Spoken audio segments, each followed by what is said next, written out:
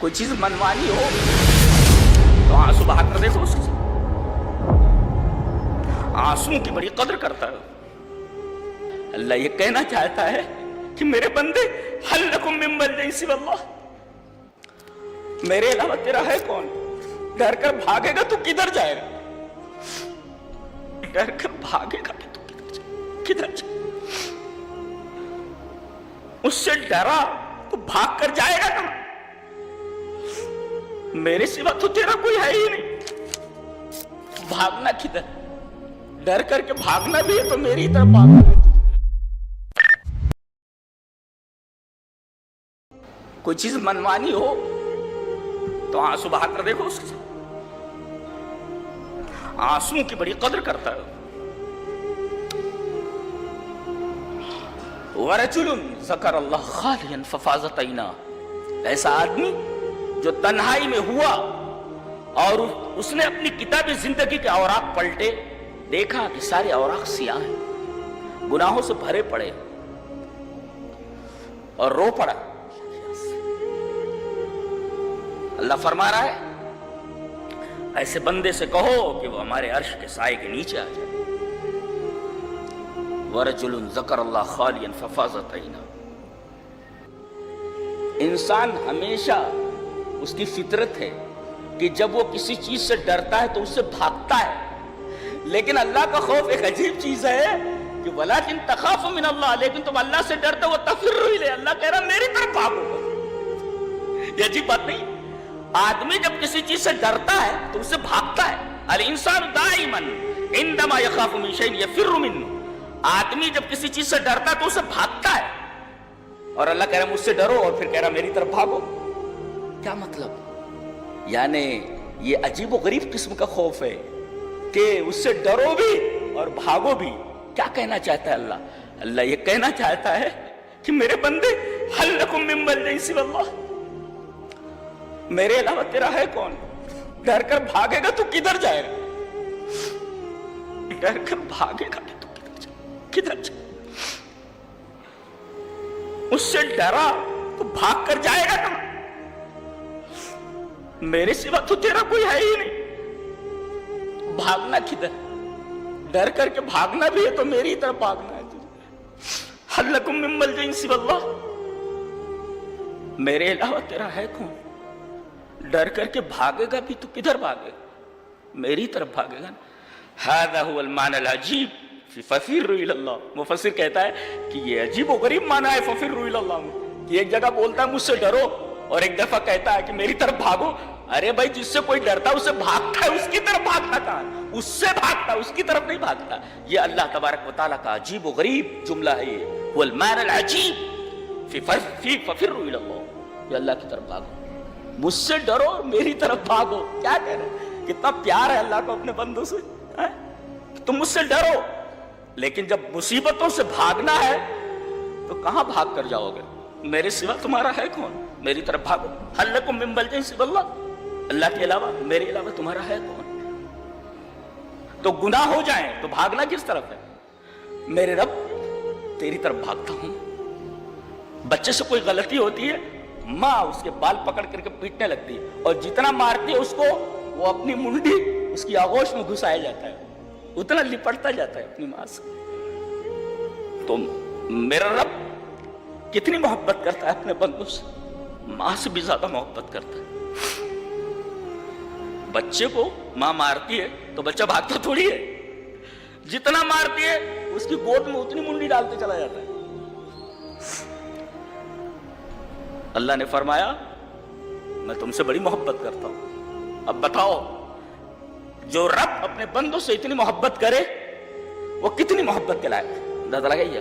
میں تو کہتا ہوں جس طرح وہی عبادت کے لائق ہے کہ اس کے سوا کوئی عبادت کے لائق نہیں، ایسے ہی کائنات کی کوئی ایسی شے نہیں ہے جو اللہ سے زیادہ محبت کے لائق ہو. سب سے زیادہ محبت کے لائق صرف اور صرف اللہ ہے. جس طرح اللہ ہی عبادت کے لائق ہے، سچی محبت کے لائق بھی اللہ ہی ہے، اس کے سوا کوئی نہیں. تو عبادت اسی کی جائے اور سچی محبت صرف اسی سے کی جائے. یہ ھذا ھو المعنى العجیب فی ففروا الی اللہ، اللہ کی طرف بھاگو. ھل لکم من ملجأ سوی اللہ، مجھ سے ڈرو بھی اور میری طرف بھاگو بھی. میرے سوا تمہارا ہے کون؟ تو گناہ ہو جائے، کوئی پریشانی آ جائے تو بھاگو اس کی طرف. اس کے سوا بھاگ کر جاؤ گے کہاں؟ کہیں نہیں جا سکتے، کہیں نہیں جا سکتے. حضرت انس فرماتے ہیں کہ نبی کریم صلی اللہ علیہ وسلم ایک نوجوان کے گھر گئے. دخل علی شاب، آپ کو بتایا گیا کہ وہ نوجوان بیمار ہے اور موت کی دہلیز پہ کھڑا ہے، کبھی بھی مر سکتا ہے. تو دخل علی شاب، آپ اس نوجوان کے پاس گئے، اس کے پاس بیٹھ گئے، دیکھا کہ وہ موت میں ہے، وہ فی الموت، بالکل مرنے کے قریب ہے. فقال له، آپ نے فرمایا کیف تجدک، تم اپنے آپ کو کیسا پا رہے ہو، تمہیں کیسے لگ رہا ہے؟ وہ ہوتے نہیں انٹرویو لینے والے، آپ کو کیسا لگ رہا ہے، آپ کو کیسا لگ رہا ہے؟ یہ دنیا کی بات ہے، فضول بات ہے. نبی کریم صلی اللہ علیہ وسلم فرمائے کیف تجدک، تمہیں کیسا لگ رہا ہے، تم اپنے آپ کو کیسے پا رہے ہو؟ نوجوان بولتا ہے واللہ یا رسول اللہ، اللہ کی قسم ہے اللہ کے رسول، انی ارجو اللہ، مجھے اللہ سے امید ہے کہ مجھ گنہگار کو بخش دے گا. وانی اخاف ذنوبی، اور میں اپنے گناہوں سے ڈر رہا ہوں شاید میری گرفت فرما لے. امید ہے کہ مجھے بخش دے گا اور ڈر رہا ہوں کہ پکڑ نہ لیا جاؤں. تو ایک تو اللہ سے امید ہے مجھے کہ مجھے بخش دے گا وہ میرے گناہوں، اس لیے کہ وہ بہت زیادہ محبت کرتا ہے بندوں سے، تو مجھے معاف کر دے گا. انی ارجو اللہ، اللہ سے امید ہے مجھے کہ مجھے معاف کر دے گا. وانی اخاف ذنوبی، اور میں اپنے گناہوں سے ڈرتا ہوں. تو ایک طرف امید ہے بخشش کی اور دوسری طرف اپنے گناہوں کا ڈر ہے. نبی کریم صلی اللہ علیہ وسلم نے فرمایا، بڑی پیاری بات ہے، لا یجتمعان فی قلب عبد فی مثل ھذا الموت، ایسے مقام پر، جس مقام پر تو کھڑا ہے کہ اب دنیا سے جانے والا ہے، ایسی جگہ اللہ تبارک و تعالی اگر کسی بندے کے اندر دو چیزیں جمع کر دے، امید اللہ سے اور دوسرے اس کے گناہوں کا خوف، تو آتاہ اللہ مما یرجو، جو وہ امید کر رہا ہے اللہ اس کو دے دے گا. وآمنہ مما یخاف، اور جس چیز سے ڈر رہا ہے اللہ اس سے امان دے دے گا. اللہ اکبر.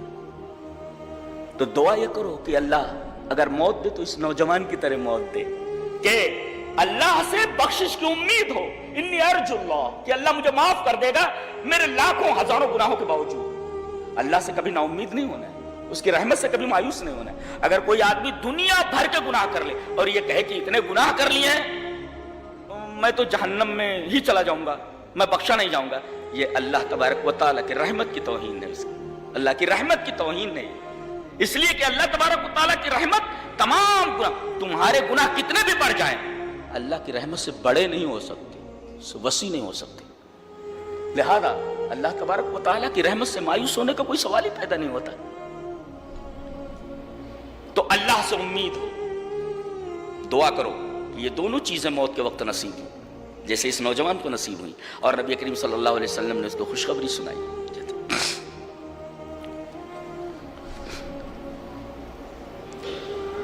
تو گناہوں سے ڈرنا یہ بہت بڑی بات ہے، یہ ایمان کی علامت ہے. میں نے بتایا نا، اخاف ذنوب وخافون ان کنتم مؤمنین، خوف من اللہ یہ ایمانیت میں سے، کہ نبی اکرم صلی اللہ علیہ وسلم نے ارشاد فرمایا کہ دو آنکھیں ایسی ہیں، دو آنکھیں کہ ان کو آگ چھو بھی نہیں سکتی، ان کو آگ چھو نہیں سکتی. دو آنکھیں ایسی ہیں، ایک آنکھ عین بکت من خشیت اللہ، وہ آنکھ کہ اللہ کے ڈر سے اس سے آنسو نکل پڑے، عین بکت من خشیت اللہ، اللہ تبارک و تعالیٰ کے ڈر سے جو آنکھ بہہ پڑے اس آنکھ کو آگ نہیں چھو سکتی. میں نے بتایا تھا نا کہ اللہ تبارک و تعالیٰ کو ایک تو اپنی تعریف بہت پسند ہے، اور دوسرے بندوں کی آنکھوں سے نکلتا ہوا آنسو اسے بہت پسند.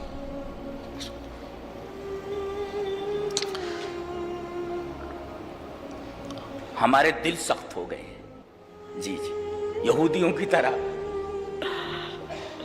اللہ فرما رہا ہے آنسو کس دل سے نکلتے؟ اس لیے کہ دل جب ڈرتا ہے یا دل میں رب تعالیٰ کی تعظیم ہوتی ہے، عظمت الخالق یا رب تعالیٰ کی محبت یا حقیقت کو جان لینا، اس کے بعد آنسو نکلتے ہیں۔ یہ کب نکلتے ہیں؟ جب دل جو ہے نرم ہو۔ اگر سخت ہو جائے، اللہ نے فرمایا ثم قست قلوبکم من بعد ذلک فہی کالحجارہ او اشد قسوہ۔ یہ دل تو ہے تو بڑا نرم سا ایک لوتھڑا گوشت کا، مگر یہ جب سختی پر آ جائے، سخت ہونے پر آ جائے تو یہ پتھر تو کیا، پتھر سے بھی زیادہ سخت ہو جاتا ہے۔ اور جب یہ پتھر سے زیادہ سخت ہو جائے تو پھر رب کو رب نہیں مانتا ہو۔ دیکھو انبیاء کی اولاد ہیں، یہ یہودی انبیاء کی اولاد ہیں۔ موسیٰ علیہ السلام سے بول رہے یا موسیٰ ادع لنا ربک، اے موسیٰ اپنے رب سے دعا کرو۔ اچھی بات نہیں ہے؟ یہ کون بول سکتا ہے؟ یہ وہی بول سکتا ہے جس کا دل سخت ہو۔ وہ نہیں کہہ سکتے، وہ نہیں کہہ رہے کہ اے موسیٰ ہمارے رب سے دعا کرو۔ جی یہودی اس روئے زمین پر بدترین مخلوق کہ اللہ تبارک و تعالیٰ نے ان کے اوپر احسانات کی بارش کی، انعامات اور نوازشات کی بارش کی، مگر ان لوگوں نے کبھی رب کو رب نہیں مانا، رب کو رب نہیں مانا۔ موسیٰ سے کہہ رہے یا موسیٰ ادع لنا ربک، اے موسیٰ تم اپنے رب سے دعا کرو۔ کتنی بدبخت قوم ہے، بتاؤ کتنی بدبخت قوم۔ وہ موسیٰ تمہارا رب، اپنے رب سے بولے اذهب انت وربک فقاتلا انہا ہو رہا، جاؤ تم اور تمہارا رب لڑو، ہم یہاں بیٹھے ہوئے ہیں۔ اذهب انت، تم، وربک، تمہارا رب، ربنا نہیں کہہ رہے ہو۔ تو بڑے خوش نصیب ہیں آپ کہ جب آپ کہتے ہیں غیر المغضوب علیہم ولا الضالین، میرے رب ہمیں مغضوب علیہم کا راستہ نہیں چاہیے۔ جن لوگوں نے تجھے کبھی رب نہیں مانا، ہم تو تجھے اپنا رب مانتے ہیں اور تجھ سے محبت کرتے ہیں، یہ بڑی بات ہے۔ تو گویا کہ جب ہم کہتے ہیں غیر المغضوب علیہم، گویا کہ اس بات کا اقرار کرتے ہیں کہ میرے رب، ان لوگوں نے تو تجھے اپنا رب نہیں مانا، میرے رب ہم تجھے اپنا رب مانتے ہیں۔ دعا کرتے ہیں ربنا، دعا کرتے ہیں رب اللہ۔ تو ایک تو وہ آنکھ بکت من خشیت اللہ، اللہ کے خوف سے رو پڑے، اور دوسرے وعین باتت تحرس فی سبیل اللہ، سرحد کے اوپر، مسلمانوں کی سرحد کے اوپر جو آنکھیں جاگ کر اس کی حفاظت کریں، بارڈر کی حفاظت کریں، ایسی آنکھیں جو جاگ کر حفاظت کریں، وہ بھی آگ انہیں مس نہیں کر سکتی، آگ انہیں چھو نہیں سکتی۔ تو سب سے بڑی چیز ہے کہ ہم اپنے دل میں اللہ تبارک و تعالیٰ کا خوف پیدا کریں، اللہ تعالیٰ کا ڈر پیدا کریں۔ یہ ڈر ہی بنیاد ہے ایمانیات کی، بہت بڑی چیز ہے۔ اگر اللہ کا خوف دل سے نکل جائے پھر بندہ اپنے نفس کے تابع ہو جاتا ہے۔ اسی وجہ سے نفس کو اور خوف کو ایک جگہ لایا گیا ہے۔ دیکھیں وَأَمَّا مَنْ خَافَ مَقَامَ رَبِّهِ وَنَهَى النَّفْسَ عَنِ الْهَوَىٰ، دیکھ رہے ہیں آپ، خوف اور نفس کو ایک ساتھ لایا گیا ہے۔ وَأَمَّا مَنْ خَافَ مَقَامَ رَبِّهِ وَنَهَى النَّفْسَ عَنِ الْهَوَىٰ، جو اپنے رب کے سامنے کھڑے ہونے سے ڈر گیا، وَنَهَى النَّفْسَ عَنِ الْهَوَىٰ، اور اپنے نفس کو حرام خواہش سے روک لیا۔ آج کل تو ایسا ٹرینڈ نکلا ہے، اعلانات آتے ہیں، بہت ساری کلپس آتی ہیں جن کے اندر یہ ہوتا ہے کہ آدمی کا دل جو چاہ رہا ہے اسے کرنا چاہیے۔ یعنی یہ کہنا چاہ رہے ہیں کہ اپنے نفس کی خواہشات کو، اپنے نفس کو بے لگام چھوڑ دو اور وہ دھڑلے کے ساتھ اپنی تمام خواہشات کو پورا کرے۔ یہاں دیکھ رہے ہیں کہ جو اللہ کے ڈر سے اپنے نفس کو حرام خواہشات سے روک لے، فَإِنَّ الْجَنَّةَ هِيَ الْمَأْوَىٰ، جنت اس کا ٹھکانہ ہے. دیکھ رہے ہو؟ تو ڈر کر کے آپ کو کیا کرنا ہے؟ اور آپ کے دل میں اللہ کا خوف، اس کی دلیل کیا ہے؟ دلیل یہ ہے کہ آپ اپنے نفس کو حرام خواہشوں سے روک رہے ہیں، حرام خواہشات سے، اور پھر اس کے لیے بدلہ بھی بہت ہے.